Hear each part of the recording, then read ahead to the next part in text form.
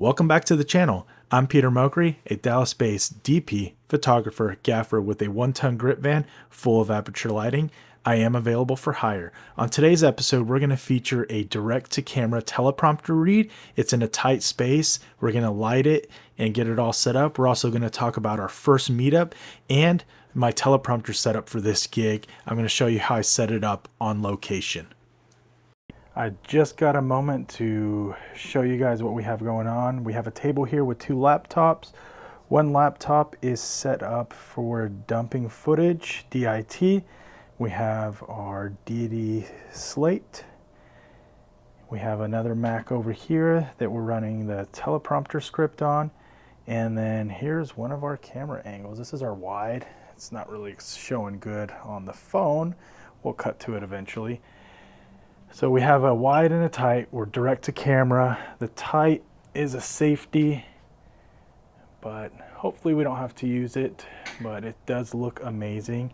We have 2 FX6s, one with an 85 on the tight and a 50 on the wider shot. This is the Atomos Sumo, which we can record and allow playback for the client. And then I have my 2 shape bags, and then I have 2 1510s down below Pelican. I'm going to try to squeeze over here. We have a really big teleprompter setup, so let me see if I could show it off to you guys without tripping. So here's our teleprompter. It's a 17-inch, nice and big. The camera sits right on it. Slide it right in. I have a Manfrotto receiver right there, so it clicks on just like my other stuff.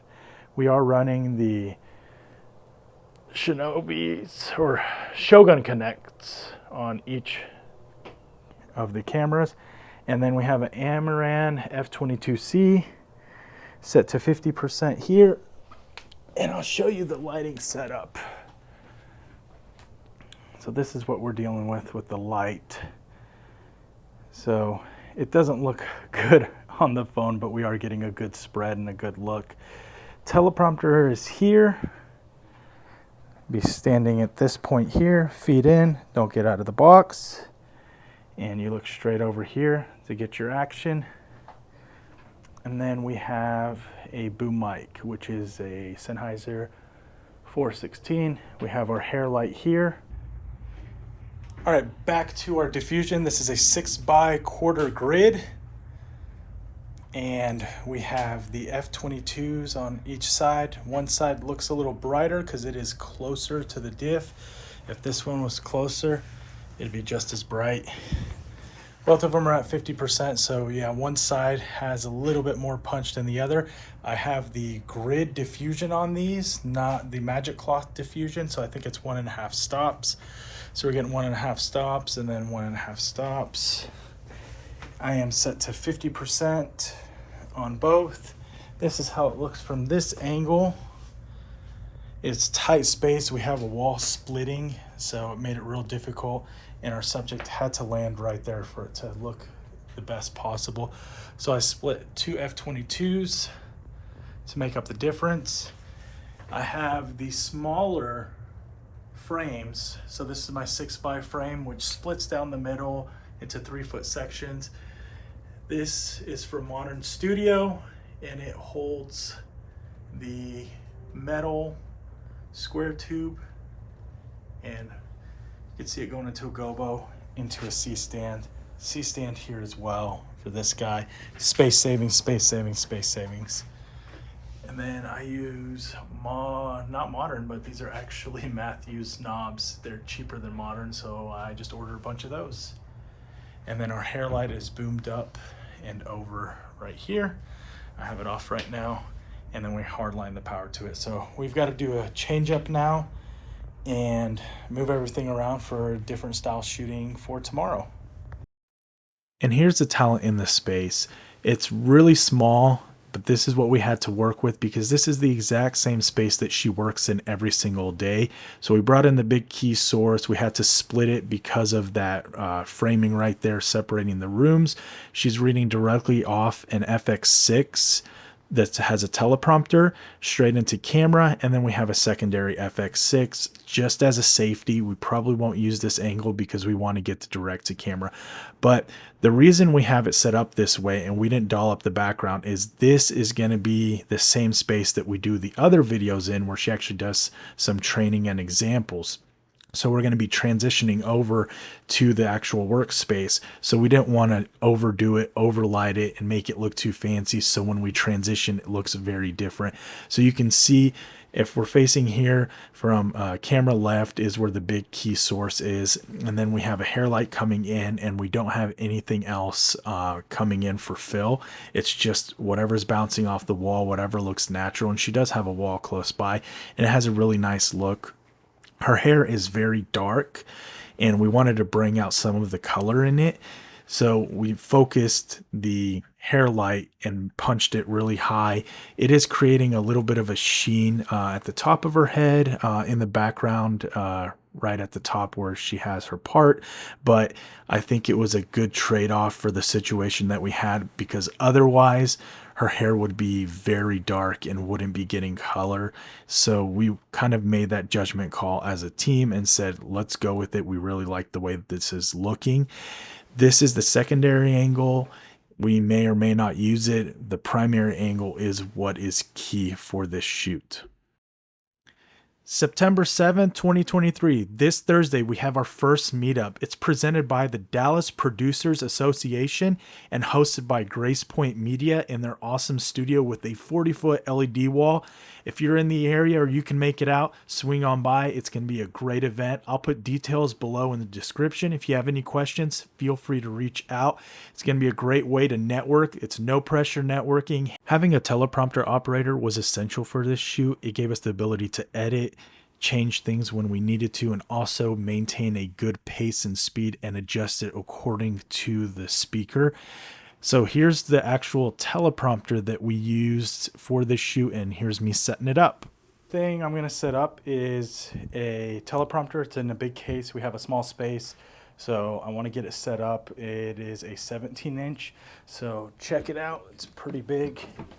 It's a whole system with a monitor. So we're going to get that set up real quick, get it going where we can put it to work. So this guy comes out big, and then we have it set up normally for a Manfrotto setup, but today we were going to go straight to a bowl for weight. So always keep my little flat head right here to knock this loose. Don't use your keys because you end up damaging them, and then you don't get home or get into your home or whatever the case may be. These have to be unscrewed evenly. If you unscrew one further than the other, then you're going to have problems of it jamming up. So you've got to do them little by little. If you're locked up, that's probably what's causing the problem. So now I'm going to take this guy here.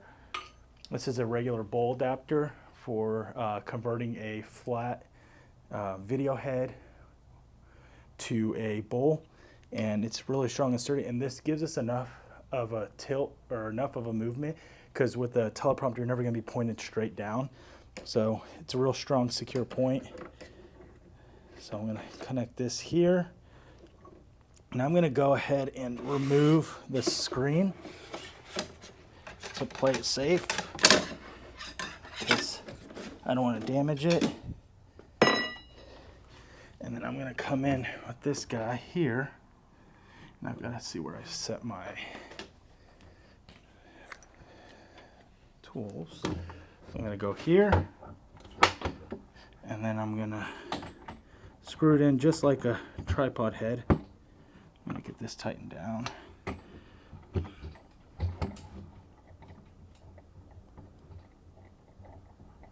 I can always adjust the height later. There we go. Nice and tight. There's our height adjustment. That looks good on the angle.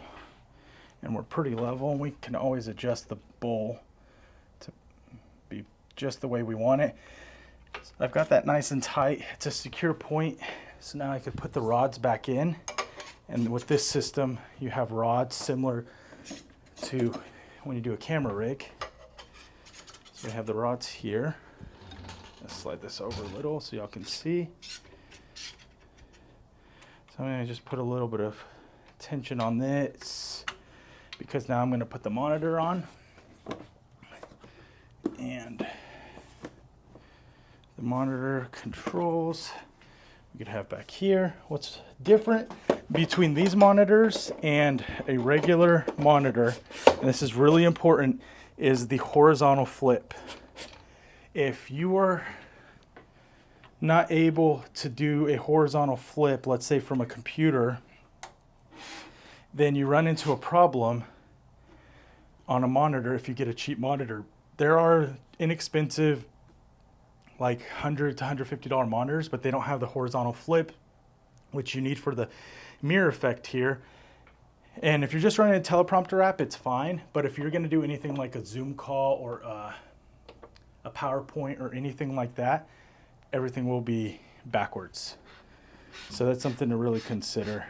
So this system's really cool. It's, like I said, it's just like a 15mm system. Now I put on the back part where the camera goes on. That helps balance the system out. We have the weight here. So now we're gonna have a counterbalance with the camera. I have it elevated to a nice point. So when it lands on here, you know, the lens is gonna sit about this high. So it should be a real good point. With this system, it likes to have things come apart. So you have to completely disassemble it practically to make it work, which is unfortunate, but that's just how it's built. But I have the ability with this system to move the camera back. It also has shafts that are different lengths. So if you go here, you have shorter ones. So that's real nice. But you kind of have to build it out when you show up. So it does slow you down a little bit, but in the end, it's not a big deal. We have the power supply for our monitor here and an extra HDMI cable, which I won't need because I have them elsewhere.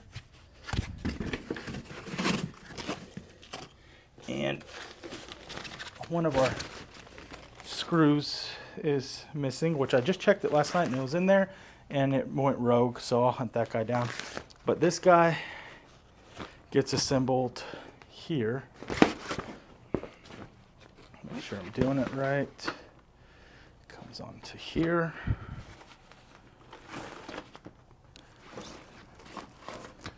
There we go.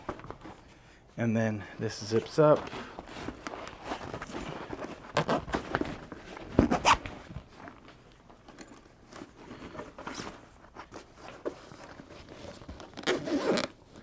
One-handed, I have to do that.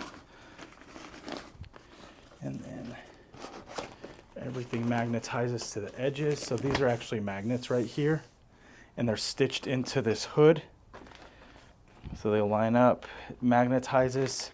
We have the skirt to block out light. We have a donut here. So when you put the lens in, you tighten up the donut for your lens to fit. So it's completely dark in there. And it should work out really well.